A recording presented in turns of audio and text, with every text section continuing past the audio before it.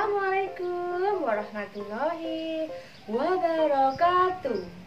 Semangat pagi anak-anak. Jumpa lagi dengan saya Miss Indah. Bagaimana kabarnya hari ini? Kabar baik bukan? Ibu berharap semua dalam keadaan sehat selalu. Dan tentunya tetap semangat walau belajar dari rumah.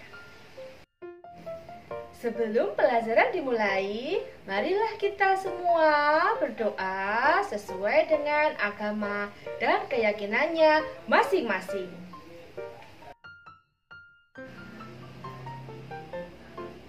Kali ini kita akan belajar tema 7, subtema 3, pembelajaran keempat.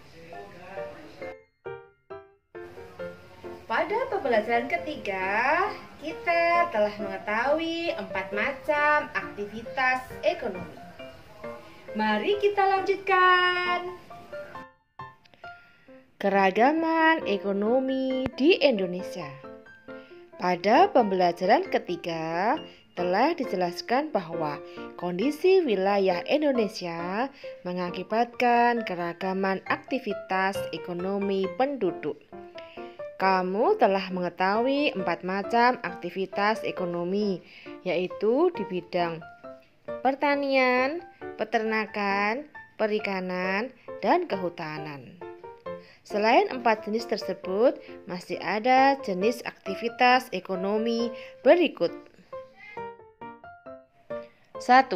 Aktivitas ekonomi di bidang pertambangan. Kekayaan alam di Indonesia juga terkandung di perut bumi, yaitu berupa barang tambang. Di wilayah Indonesia terdapat barang tambang, minyak, dan gas atau migas, serta barang tambang non-migas. Contoh barang tambang non-migas antara lain emas, perak, tembaga, batu bara, biji besi, nikel, aluminium, intan, pasir besi, dan boksit. Potensi barang tambang ini hendaknya dikelola dengan optimal bagi kemakmuran rakyat. Barang tambang bersifat tidak dapat diperbarui sehingga perlu dieksplorasi dengan bijak. Ketersediaan barang tambang harus dijaga bagi kebutuhan masa kini dan masa mendatang. Selain itu, perlu dicari sumber daya alam alternatif agar sumber daya alam tidak lekas habis. 2. Aktivitas ekonomi di bidang industri.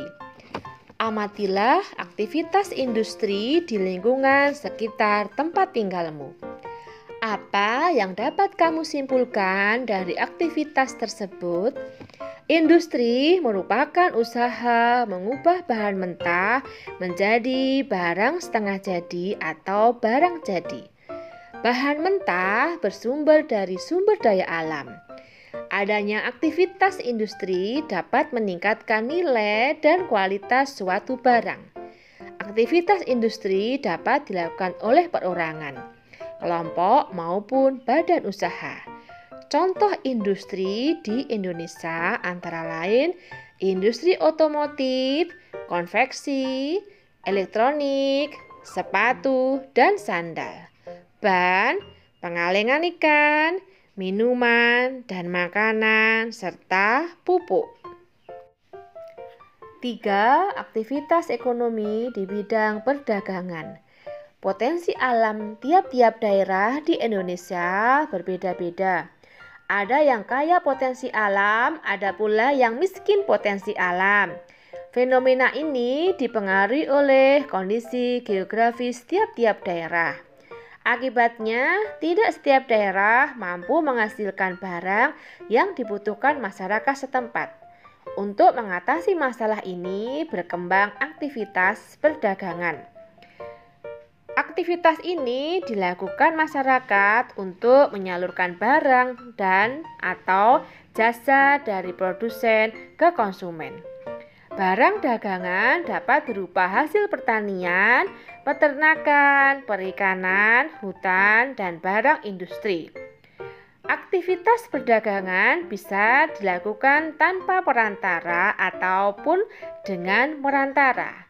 Produsen dapat langsung menjual atau menyalurkan barang dan atau jasa kepada konsumen. Jika ada perantara, produsen menggunakan perantara untuk menyalurkan barang dan atau jasa kepada konsumen.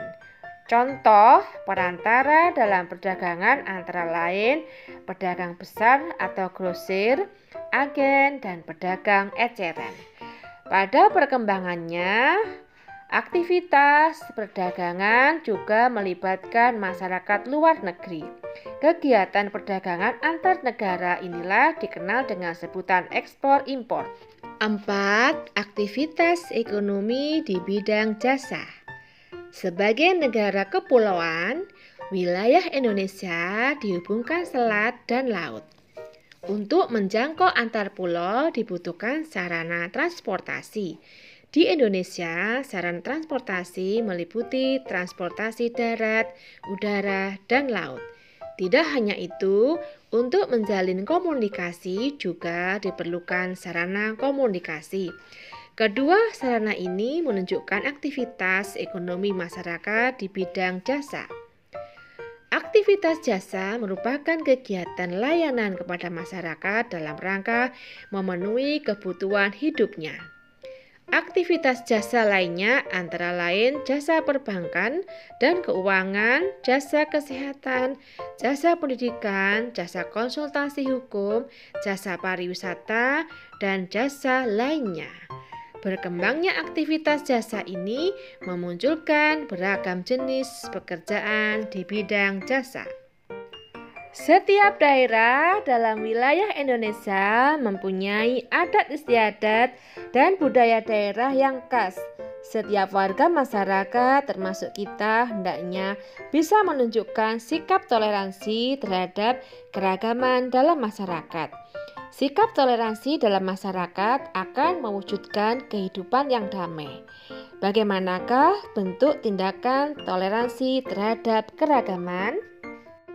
Sikap toleransi terhadap keragaman. Toleransi berasal dari bahasa Latin tolerare yang artinya dengan sabar membiarkan sesuatu.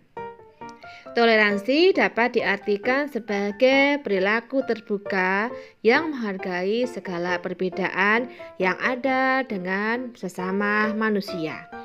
Bersikap toleransi berarti bersikap sabar, menahan diri, serta menghargai dan berhati lapang terhadap orang-orang yang memiliki perbedaan pendapat.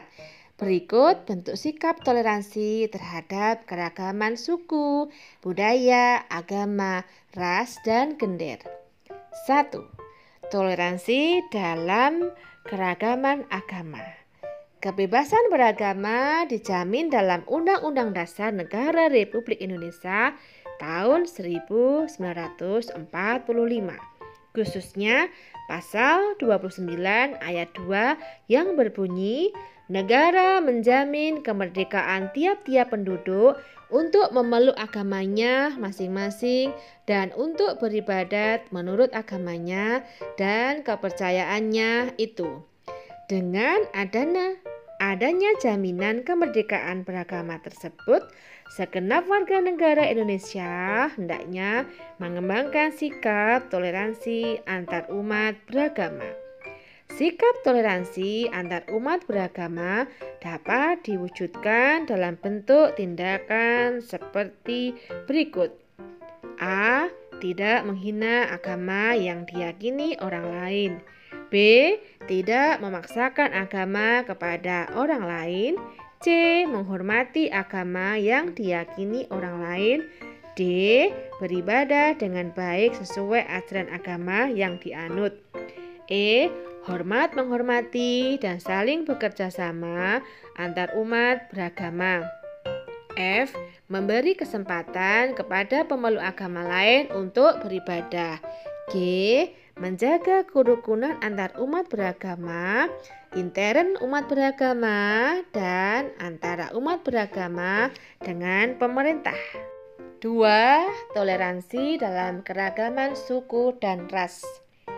Masyarakat Indonesia terdiri atas beragam suku dan ras. Tiap-tiap suku bangsa mempunyai ciri khas yang membedakan dengan suku bangsa yang lain.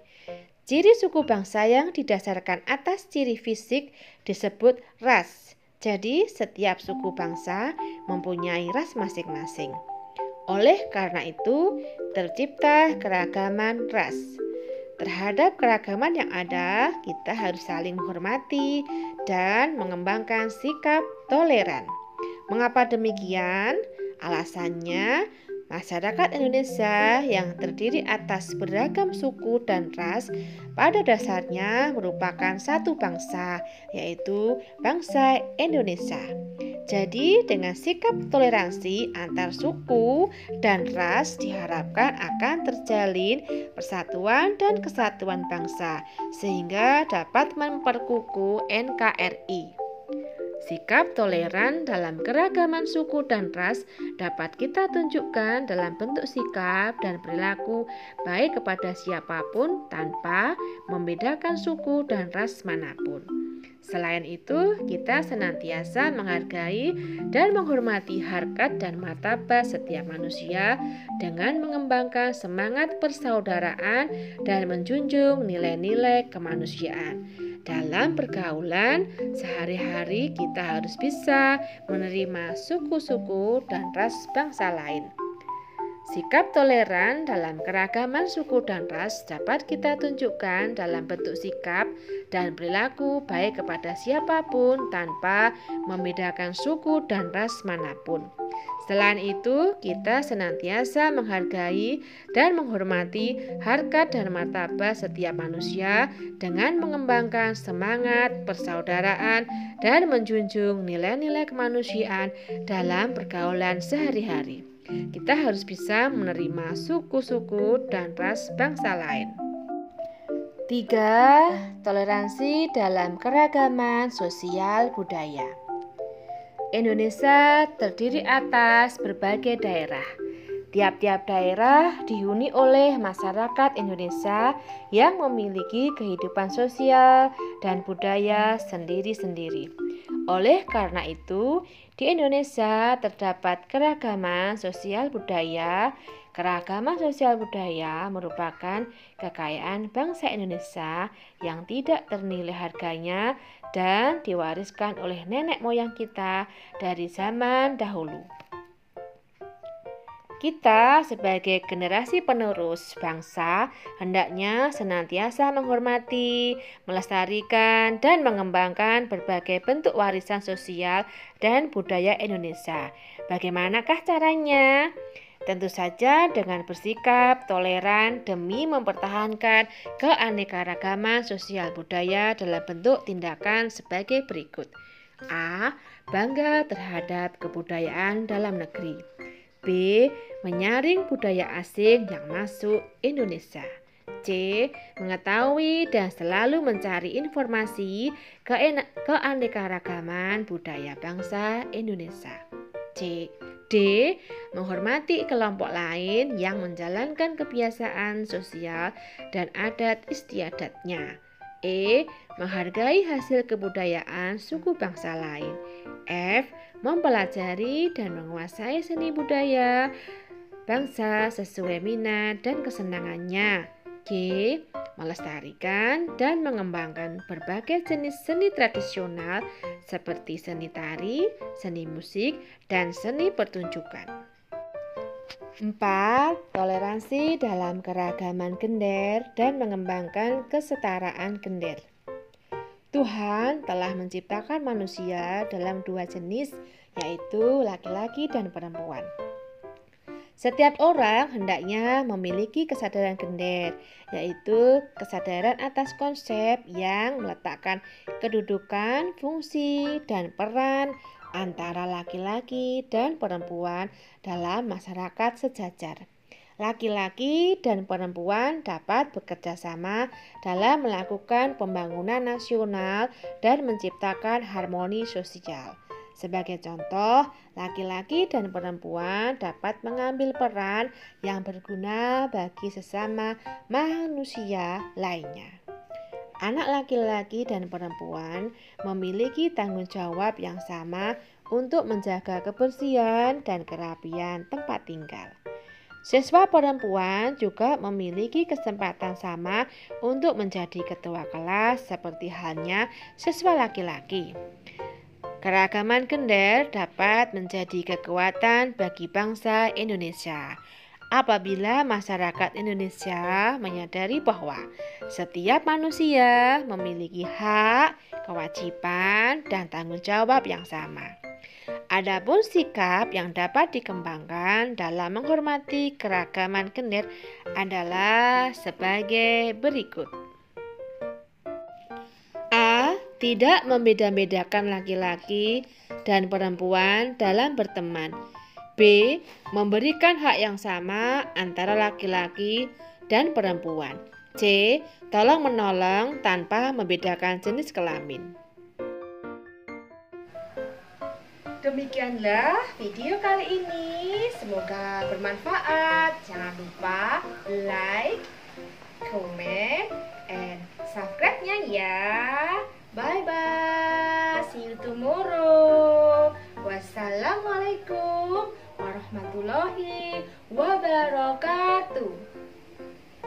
I'm an icon, man. I'm a girl about a 10. I should fuck her in the Benz.